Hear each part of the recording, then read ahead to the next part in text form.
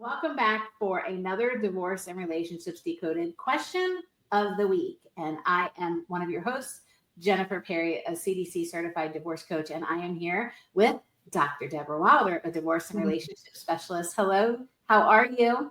I'm doing great, Jennifer. How are you? Good. We are back with a doozy today. Yeah.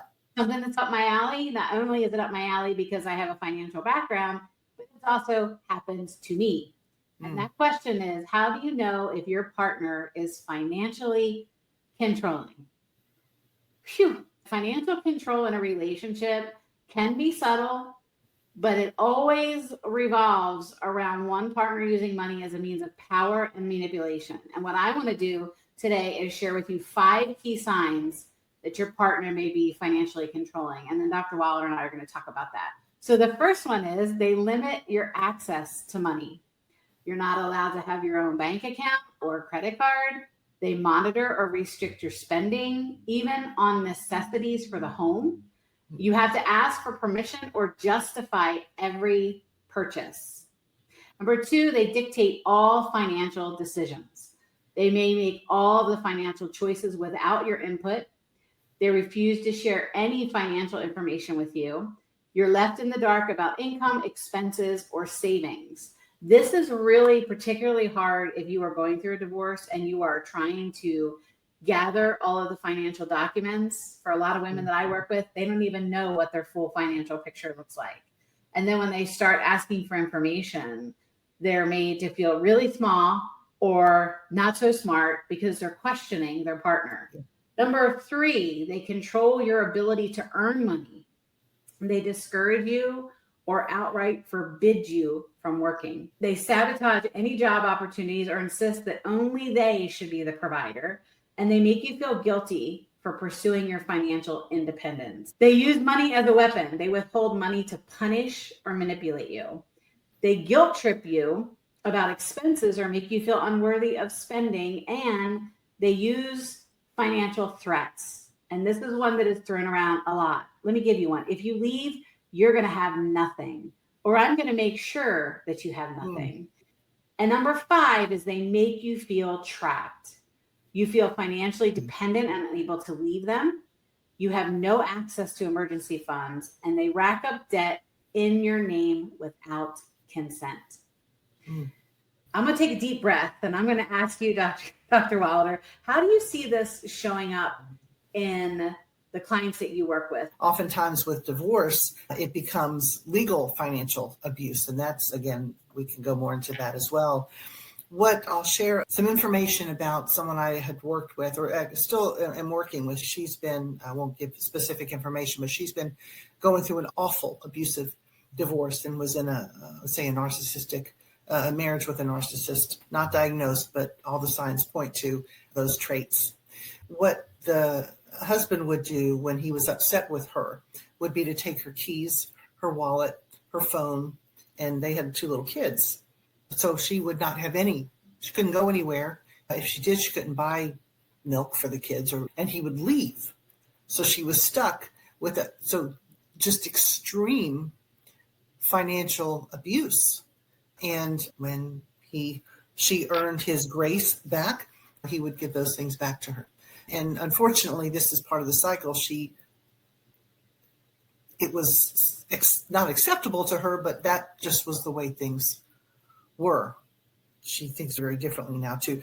I think what happens often is more women than men, but women will keep themselves in the dark.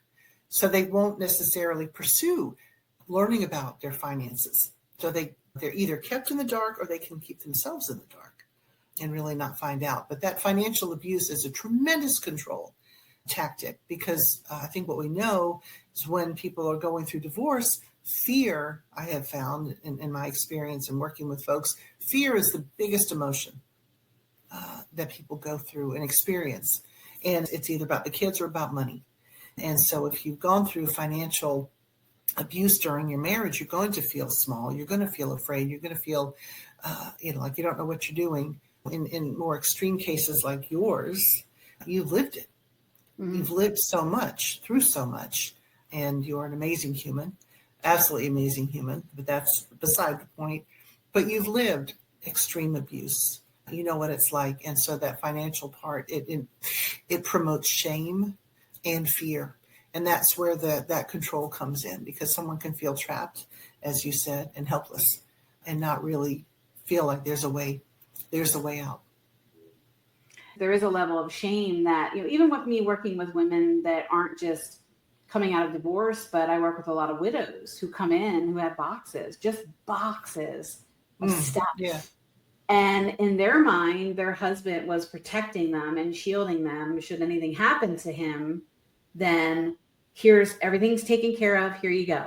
It's all right here. It's all right here in 10 boxes, right? We have to sort through it. It wasn't easy. I've had some clients finding little insurance policies 2 and 3 years post-death because it was just all over the place. And at some point in time, we're going to become solely responsible for ourselves financially and physically. And we need to make sure that we have an understanding of it.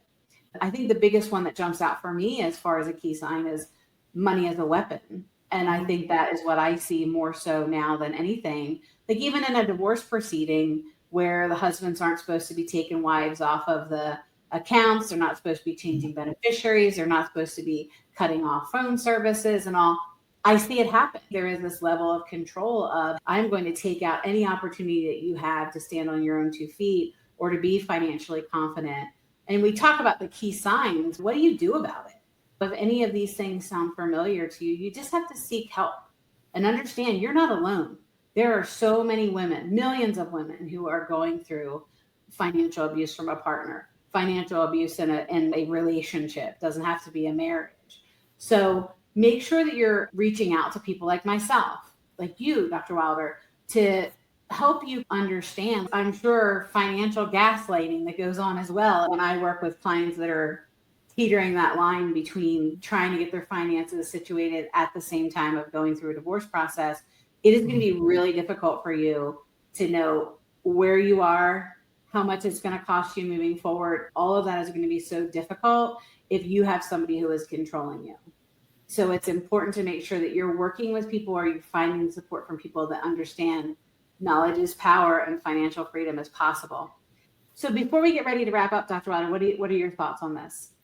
Financial abuse is a horrible thing. But what I will say is 2 things. One is when I work with couples, sometimes the person who is doing the abuse might not realize, again, that this is actually abusive. So we'll work together as a couple. And sometimes if I point out this kind of behavior here is making your spouse feel really uncomfortable, let's talk about that. What is that? I didn't realize. And they learn that's not okay. So they can change. So it's not always malicious.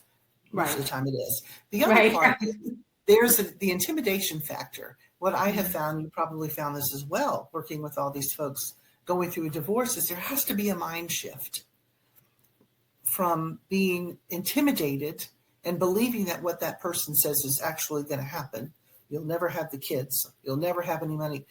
But rather than just automatically believing that, there has to be, or there eventually is an evolution of thinking of, just because you're saying that doesn't mean it's the truth. I don't believe you. You don't have all the answers. You don't have all the control. So getting out of the mindset of what he says or she says, that's the way it is, to questioning. That might not be the way things actually turn out. There is an evolution of a mindset kind of growth and liberation there as well. I think what you're doing in sessions with, they may not realize what they're doing is malicious, but you're right. It's more time that it is happening, that it is malicious or controlling than not. If you need help, don't hesitate to reach out to myself and Dr. Wilder. That's why we are here. We will help provide you resources that you can go and explore. We would obviously love to sit and talk with you as well. And you deserve to feel secure and respected, and you deserve to feel empowered in your financial future. So thank you for another great question. If you have any questions, make sure you send them to us, questions@vrdecoded.com, and we will make it a point to get to it in one of our questions of the week. Bye, everyone. Bye.